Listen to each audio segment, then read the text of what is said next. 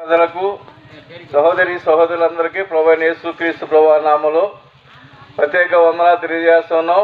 ఇలా పాటలు పాడుతూ మీ మధ్య రావడం గల కారణం ఏంటంటే యేసు ప్రభువారు ఎవరు మీరు ఎరగాలని, యేసు ప్రభువారు ఎందుకు ఆ పరలోక మహిమ విడిచిపెట్టి ఈ లోకానికి వచ్చాడని తెలుసుకోవాలని మీకు తెలియజేయడానికి మేము ముందుకు వచ్చాము. ఎందుకంటే యేసు ప్రభువారు మా జన్మ కర్మ పాపాలను కడిగి తన బిడ్డలుగా స్వీకరించారు కనుక మీరు కూడా తన బిడ్డలుగా మీరు ఉండాలని, నిత్య రాజ్య వారసుగా ఉండాలని, నరకాన్ని తప్పింపడాలని, మనలో ఉన్న ఆత్మ మాత్రం సావలేదు కనుక ఆ సావులేని ఆత్మ నిత్యము యుగయుగాలు యేసు ప్రభువారితో జీవించాలి కనుక, దేవునితో జీవించాలి కనుక ఆత్మను రక్షించడానికి యేసు ప్రభువారు 2000 సంవత్సరాలకు పూర్వమే ఈ లోకానికి వచ్చి ఏ నేరము, ఏ పాపము, ఏ దోషము చేయనైనా మానవులందరి కొరకు, సమస్త ప్రజల కొరకు ఆయన కలవరిగిల్లు, ఆయన ఆఖరి బొట్టు వరకు మీ కొరకు నా కొరకు కలవరిగిల్లు ఆయన రక్తం కాచి ప్రాణం పెట్టి సమాధి చేయబడి 3వ దినం మృత్యుంజయులేసి మరి తిరిగి లేచిన తర్వాత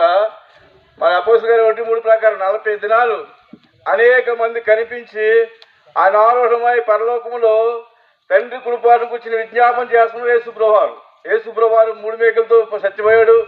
మనకేం చేస్తాడు ఉపకారం అనేవాళ్ళు చాలామంది ఉన్నారు.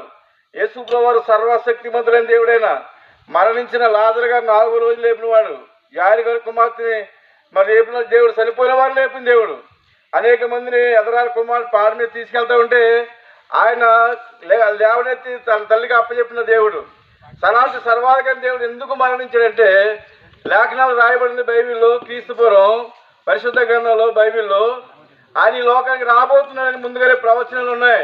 ఎస్ఐ గ్రంథం 53:10లో ఆయన నెలకొట్టకు యెహోవాకు ఇష్టమైనని, ఎస్ఐ గ్రంథం 6:9లో ఆ ఏళ్ళనగా మనకు శిశు పుట్టెను, మన కుమారుడు ఆయన భుజం మీద రాజ్యభారం ఉండను, అంటే మన పాప భారం అంతా ఆయన మీద ఉంటుంది. ఆశ్చర్యకరుడు, ఆలోచనకర్త, బలవంతులైన దేవుడని ప్రవచనం ఉందండి. అదేవిధంగా కన్య గర్భవతి పుడతలని ఎస్ఐ గ్రంథం 7:14లో రాయబడిన రీతిగా ఆ రీతిగా యేసు ప్రభువారు మరియమ్మ గర్భని లోకానికి మానవుడిగా లోకానికి రావడం జరిగింది. ఆయన సర్వశక్తివంతుల దేవుడు, ఆయన పంపబడిన దేవుడైన, ఆయన మరణించి మృత్యుంజయుడు లేచిన దేవుడు కనుక నిజమైన దేవుడు, సజీవుడైన దేవుడికి వస్తే ఆ నిత్యము జీవించేవాడు కనుక మన మత్తయి సువార్త 8:18 ఉంటుంది. దేవునికి వాక్యంలో సదాకాలం మీతో ఉండని వాగ్దానం చేసిన ఆయన దేవునికి వాక్యం రాయబడింది. మరణించి లేచిన తర్వాత ఆయన అంటాడు, ఆయన పరలోకంలోని భూమి మీద నాకు సర్వాధికారం కలిగి ఉందని చెప్పాడు యేసు ప్రభువారు. సర్వాధికారం కలిగిన దేవుడు. ప్రకటన అంత ఓడిపోయాడంటాడు, నేను మొదటి వాడను, కలపటి వాడను, జీవించేవాడను, ముత్తునెత్తిని కానీ ఇదిగో యుగ యుగములు సజీవుడు అని చెప్తాడు యేసు ప్రభువారు.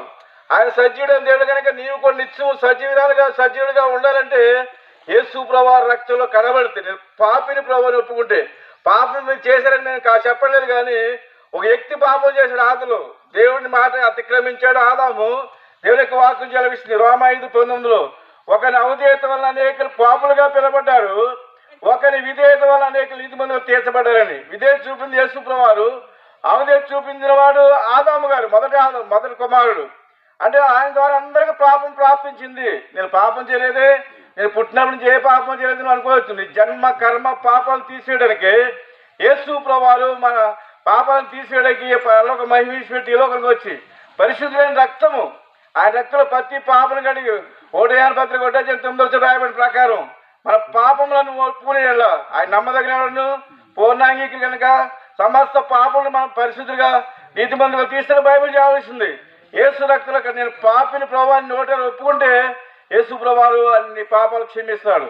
అందుకని నా దగ్గరికి వచ్చిన వారిని ఎంత మాత్రం బయటికి త్రోసి అని చెప్పిన యేసు క్రీస్తు ప్రభువారు ఎంత పాపినైనా ఎలాంటి వారినైనా దేవుడు కాదు, ఆయన అమెరికా దేవుడు, మామూలు దేవుడిని దూషించినా విమర్శించినా యేసు దగ్గరకు వచ్చి ప్రభువా నా పాపాలు క్షమించంటే ఈ క్షణమంది నీ పాపాలు క్షమించి నీ హృదయంలో నివాసం చేస్తాడు.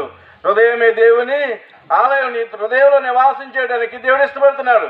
ప్రకటన గ్రంథం 1:20లో ఉంటుంది, ఇదిగో నీ హృదయమే తట్టుతున్నాను, ఎవడైనా నా స్వరం తలుపు తీస్తే అతనితో నేను నాతో అతను భోజనం చేస్తానని దేవుడు చెప్తూ వచ్చాడు.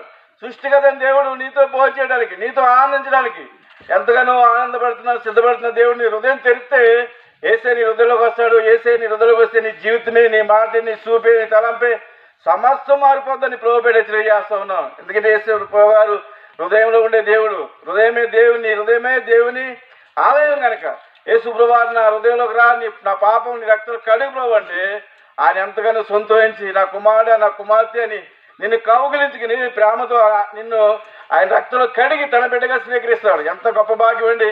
ఏదో ముఖ్యమంత్రి గారి బిడ్డలం కాదు, మనం భూమిని ఆకాశంలో సూర్యచంద్ర నక్షత్రాలు సూచించిన సృష్టిగత దేవుని బిడ్డగా మారాలంటే దేవుని వాక్యం నెరవేర్చింది. యోహాను సువార్త 3:16 ప్రకారం దేవుడు లోకాన్ని ఎంతో ప్రేమించను కాగా ఆయన తన అద్వితీయ కుమారుడు పుట్టినవాడంటే యేసు ప్రభువు పుట్టినవాడిని విశ్వాసం ఉంచి ప్రతి వాడును నశింపక నిత్య జీవం పొందుతాడు. యేసు ప్రభువు నిత్యము జీవించేవాడు కనుక మనం కూడా నిత్యము జీవించాలని ప్రభు ప్రేమతో హెచ్చరిక చేస్తున్నాడు. మనందరూ కూడా నిత్యము జీవించాలి, ఆత్మకు సౌలభ్యమండి.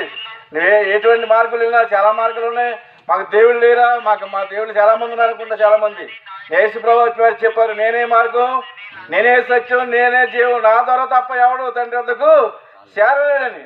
ఆయన నేను పాపిని ప్రభు అంటే తండ్రి అని దేవుడు నిన్ను కుమారుడుగా స్వీకరిస్తాడు. గొప్ప ఆనందం నీకు దయచేయాలని ప్రభు హెచ్చరిక చేస్తున్నాడు. దేవుడి మాటలు దీవించి ఆస్వాదించును గాక. ఆమేన్.